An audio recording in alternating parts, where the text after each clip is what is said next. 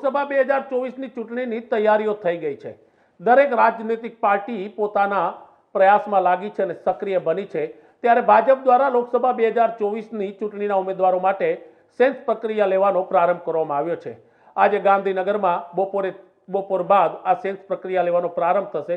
તમામ જિલ્લાઓમાં 3 નિરીક્ષકો મોકલી ભાજપ કોણ ઉમેદવાર કયા ક્રાઇટેરિયામાં છે તેની સેન્સ જાણશે અને ત્યારબાદ આ સેન્સ પ્રક્રિયાનો રિપોર્ટ પ્રદેશ ભાજપ પાર્લામેન્ટરી બોર્ડને આપવામાં આવશે અને લગભગ 29 તારીખની આસપાસ મુખ્યમંત્રી ભૂપેન્દ્ર પટેલના નિવાસસ્થાને આ પાર્લામેન્ટરી બોર્ડની બેઠક મળશે।